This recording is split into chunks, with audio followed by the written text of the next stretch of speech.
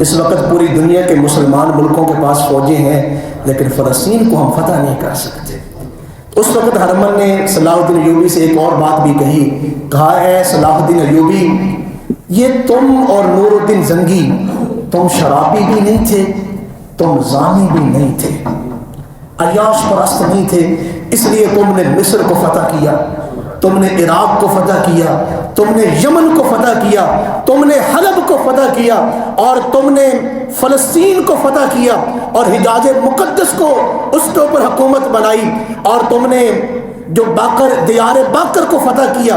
ان ملکوں پہ حکومت تم صرف اس لیے کر رہے ہو کہ تم زانی بھی نہیں، تم شرابی بھی نہیں۔ لیکن ہم نے کوشش شروع کر دی ہے، جس دن تمہارا انتقال ہوگا ہم تمہارے مسلم قوموں میں، ان کے فوجیوں میں اور ان کے حکمرانوں میں یہ دو چیزیں عام کر دیں گے، شراب بھی عام کر دیں گے، ان قوموں میں زنا بھی عام کر دیں گے۔ یہ جو علاقے تم نے ہم سے لیے ہیں ہم دوبارہ تمہارے وارثوں سے یہ علاقے چھین لیں گے۔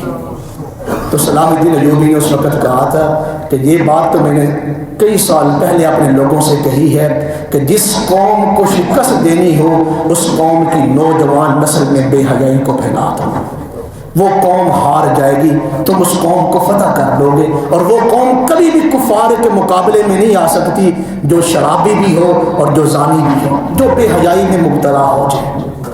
اسلام میں عورت کا جو پردہ ہے غیر محرم سے، یہ فرض ہے یا مستحب ہے؟ جی فرض ہے۔ جو خواتین ہیں ہماری مسلم بیٹیاں، غیر محرم سے پردہ ان کے لیے کیا ہے؟ فرض ہے۔ اگر آپ فرض کو چھوڑ دیتے ہیں آپ گناہ گار ہیں کہ نہیں؟ یہ نماز فرض ہے، جمعہ شریف کی نماز فرض ہے، اگر آپ نہ پڑھیں تو آپ کو ثواب ملے گا، گناہ ہوگا۔ تو ہماری بیٹیاں پردے کو سمجھتی ہیں، کر لیں تو ٹھیک ہے ثواب کا کام ہے، نہ کریں تو کون سا گناہ ہے۔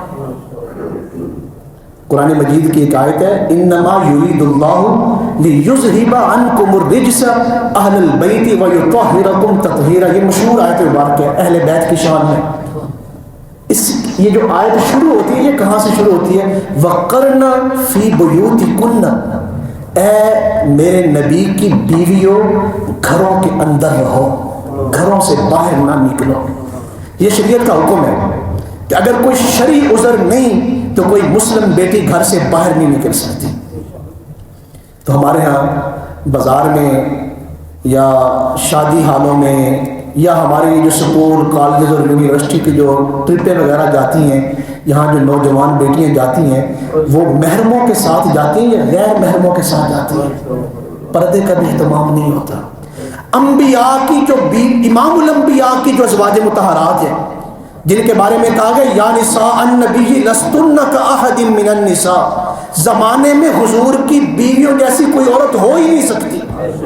حضرت حفصہ حضور کے پاس بیٹھی ہے، ام المومنین ہے۔ ایک خاتون نے مسئلہ پوچھا یا رسول اللہ صلی اللہ علیہ وسلم، یہ جو عورت کو اگر بدخوابی ہو جائے، جیسے مرد کو بدخوابی ہوتی ہے احتلام تو اس کے اوپر غسل واجب ہو جاتا ہے، تو فرمایا عورت کو اگر بدخوابی ہو جائے تو کیا عورت کے اوپر غسل واجب ہے؟ تو حضور نے فرمایا ہاں، اگر عورت کو بدخوابی ہو جائے تو عورت کے اوپر بھی غسل واجب ہے، وہ غسل کرے گی۔ یہ خاتون مسئلہ پوچھ کے چلی گئی تو سیدہ حفصہ نے حضور سے پوچھا یا رسول اللہ صلی اللہ علیہ وسلم، کیا عورت کو بھی بدخوابی ہوتی ہے؟ آپ نے اس بات کو نہیں سمجھا لیکن میں نے اس بات کو سمجھا ہوا ہے، اس لیے میں اس کی لذت لے رہا ہوں۔ خاتون نے مسئلہ پوچھا کہ عورت کو بدخوابی ہو جائے تو غسل کرے؟ فرمایا ہاں، اس کو غسل واجب ہے، غسل کرے گی۔ وہ خاتون چلی گئی تو حضور کی زوجہ سیدہ حفصہ پوچھ رہی ہیں کیا عورت کو بدخوابی ہو سکتی ہے؟ یہ کیوں پوچھ رہی ہیں؟ کیونکہ یہ حضور کی زوجہ ہیں۔ مفسرین نے لکھا ہے حضور کی ازواج کا نعوذ باللہ برا ہونا تو دور کی بات ہے، کبھی برا خیال بھی اللہ نے ان کے ذہنوں میں نہیں آنے دیا۔ کتنی عظیم ہستی، کتنی عظیم ہستیاں ہیں ازواج مطہرات۔ تو ازواج مطہرات سے کہا جا رہا ہے آپ اپنے گھروں کے اندر رہیں، گھروں سے باہر نہ نکلیں۔ ابو داؤد شریف میں حدیث مبارک ہے، ام المومنین سیدہ عائشہ فرماتی ہیں ہم حضور کے ساتھ سفر حج پر تھی، حج کے لیے سفر کر رہی تھی، اگر کسی صحابی کی کوئی سواری خواتین کی سواریوں کے قریب آتی تو ہم اپنی چادروں سے اپنے چہروں کو ڈھانپ لیتے. کون کہہ رہی ہے؟ ام المومنین سید عائشہ جو زوجہ رسول ہے. صحابہ کی سواری قریب آئے تو یہ اپنی چادروں سے چہروں کو ڈھانپ لیتی ہیں. آج مسلم بیٹی کہتی ہے کہ پردہ کو اتنا ضروری تو نہیں ہے، یا چہرے کو ڈھانپنا یہ کوئی ضروری تو نہیں ہے. حضرت عائشہ چہرے کو ڈھانپ رہی ہیں. کن سے؟ صحابہ کرام سے. اور ام المومنین ہے، حضور کی زوجہ ہے، کہ ان جیسا کوئی نہیں. آج مسلمان بیٹیوں کو اس چیز کی پرواہ نہیں ہے. تو یہ پردہ کتنا اہم ہے آپ اس حدیث مبارکہ سے ہی اندازہ کر سکتے ہیں. ایک حدیث مبارکہ میں ہے کہ جو عورتیں بے حیائی پھیلاتی ہیں، بے پردگی پھیلاتی ہیں، اللہ ان کے دونوں جہانوں سے سکون کو اٹھا لیتا ہے. وہ دنیا میں بے سکونی رہیں گی، بے سکون سے رہیں گی، آخرت میں بھی ان کے لیے کوئی سکون نہیں جو معاشرے میں بے حیائی کو پھیلا رہے ہیں.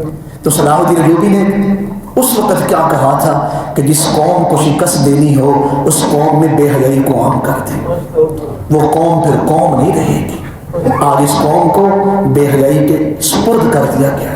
حدیث مبارکہ میں ہے کہ اللہ تعالیٰ کو تین آنکھیں ایسی ہیں جن پہ اللہ تعالیٰ نے دوزخ کی آگ کو حرام کر دیا. ایک وہ آنکھ جو اللہ کے خوف سے آنسو بہاتی ہے، دوسری وہ آنکھ جو معرکہ جہاد میں رات کو پہرا دیتی ہے، اور تیسری وہ آنکھ کہ جو کبھی غیر محرم کی طرف بلند نہیں ہوئی، ہمیشہ ان آنکھوں میں حیا رہا ہے. اللہ نے ان تین آنکھوں کے اوپر جو ہے وہ دوزخ کی آگ کو حرام کر دیا. صلاح الدین ایوبی کا یہ دوسرا قول. اب تیسرا قول سنیں. صلاح الدین ایوبی نے کہا تھا کہ جس ملک میں روٹی مزدور کی تنخواہ سے مہنگی ہو جائے وہاں دو چیزیں سستی ہو جاتی ہیں، عورت کی عزت اور مرد کی غیرت. اس ملک نے، اس قوم نے اپنے اوپر وہ حاکم مقرر نہیں کیے جو غریبوں کا خیال کرتے. یہاں کچھ دوست بیٹھے ہوں گے، کچھ عرصہ پہلے ہم مختلف جگہوں پر کھانا کھانے کے لیے جاتے، مجھے ساتھ لے جاتے مہنگے ہوٹلوں پر. کچھ دن ہوئے ہیں، ابھی کچھ ماہ ہوئے ہیں اس بات کو، میں ایک مہنگے ہوٹل سے کچھ دوستوں کے ساتھ یوں کھانا کھا کے باہر نکلا، ایسے روڈ پہ تھا تو وہاں سے ایک مزدور، روڈ ٹوٹا ہوا تھا، ایک مزدور موٹر سائیکل سے گزر رہا تھا تو اس نے اس ہوٹل کی طرف نگاہ، پیاسی نگاہوں کے ساتھ دیکھا اس کی خوبصورت بلڈنگ کی طرف. تو میں ایسے گاڑی میں بیٹھنے کے لیے اس کے قریب آ گیا. اس نے ٹھنڈی سانس لے کے ایک آواز لگائی کہ یہاں ایک ٹائم کا جتنے پیسوں کا یہ لوگ کھانا کھا رہے ہیں کسی غریب آدمی کا 2 مہینے کے گھر کا راشن چل سکتا ہے. اس کے بعد میں نے ایک نیت کی کہ میں کبھی مہنگے ہوٹلوں سے جو ہے یا باہر سے کھانا کھانے نہیں جاؤں گا. یہ صلاح الدین ایوبی نے صدیوں پہلے فکر تھی. جس ملک میں روٹی مزدور کی تنخواہ سے مہنگی ہو جائے اس ملک میں 2 چیزیں سستی ہو جاتی ہیں، ایک عورت کی عزت اور ایک مرد کی غیرت. اور اسی طرح صلاح الدین ایوبی کے دیگر بھی اقوال ہیں. صلاح الدین ایوبی کی قبر شریف شام میں ہے، جامع مسجد امیہ کے دامن میں. آج بھی وہاں جو وزٹر جاتے ہیں یا زائرین جاتے ہیں، چاہے مسلم ہو یا غیر مسلم ہو، وہاں لمبے برقعے، وہ جیسے ہمارے پختون بیٹیاں جو پہنتی ہیں وہ ٹوپی والے برقعے جس کے آگے سوراخ لگے ہوئے ہیں، وہ برقعے وہاں پہ لٹکائے گئے ہیں. کوئی بھی خاتون اس برقعے کے بغیر صلاح الدین ایوبی کے مزار میں داخل نہیں ہو سکتی، اس لیے کہ یہاں مسلمانوں کا غیرت مند لیڈر جو ہے وہ لیٹا ہوا ہے. یہ تھے مسلمانوں کے لیڈر اور زندگی بہت اچھی گزاری صلاح الدین ایوبی نے. آخری وقت جب آیا تو ان کی آنکھوں سے آنسو بہہ رہے تھے. کسی نے کہا صلاح الدین کیوں رو رہے ہو؟ فرمایا زندگی میں ساری خواہشیں اللہ نے پوری کر دی، لیکن 2 بڑی حسرتیں ہیں جو صلاح الدین ایوبی دل میں لے کے جا رہے ہیں. تو کسی نے پوچھا کون سی 2 بڑی حسرتیں؟ کہا میں نے مصر کو فتح کیا، شام کو فتح کیا، فلسطین کو آزاد کروایا، وہ حاجیوں کے راستے میں نے کلیئر کروائے کہ حاجیوں کو روکا جاتا. اب معاشرے میں حاجیوں کتنی عزت ہے، ہم جب ایئرپورٹ پہ ہوتے ہیں، آپ عمرے کے لیے جا رہے ہیں، آپ حج کے لیے جا رہے ہیں، تو آپ سے کوئی جو ہے پوچھ گچھ نہیں ہوتی کہ یہ حج پہ جا رہے، یہ صلاح الدین ایوبی کی بدولت ہے۔ تو کہا میں نے کیا کچھ اللہ نے میرے ہاتھوں سے نہیں کروایا، جو بڑی بڑی ریاستیں اور بڑے بڑے بادشاہ نہ کر سکے، اللہ نے مجھ سے وہ کروایا کہ بیت المقدس کو مجھ سے آزاد کروایا۔ لیکن میری بڑی خواہش تھی کہ میں مکہ معظمہ اور مدینہ منورہ حاضر ہوتا، لیکن میرے پاس اتنے پیسے ہی نہیں آ سکے کہ میں حج کے سفر پر روانہ ہو سکتا۔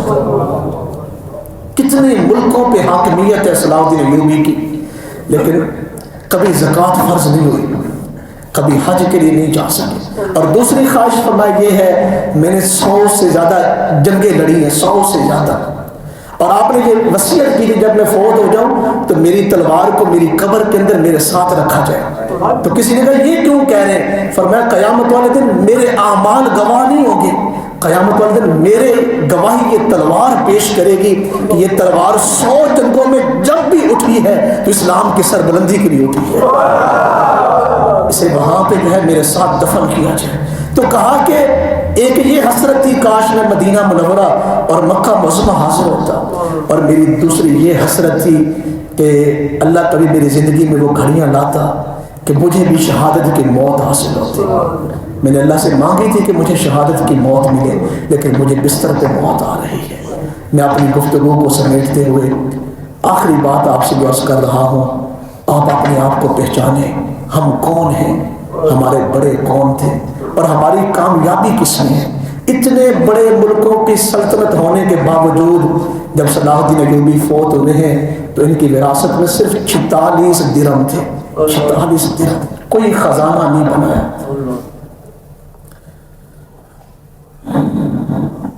تو ایسے حاکم کہاں سے لائیں گے؟ وہاں صلاح الدین ایوبی نے یہ کر کے بتایا ہے کہ یہ جہان عارضی جہان ہے، دائمی جو جہان ہے وہ آخرت کا جہان ہے۔ اللہ تعالیٰ صلاح الدین ایوبی کی قبر پہ کروڑوں رحمتوں کا نزول فرمائے، مجھے اور آپ کو بھی وہاں اس قبر انور کی، اس مرد مجاہد کی قبر کی بارگاہ کی اللہ ہمیں حاضری نصیب فرمائے۔ وما علیہ الا البلاغ۔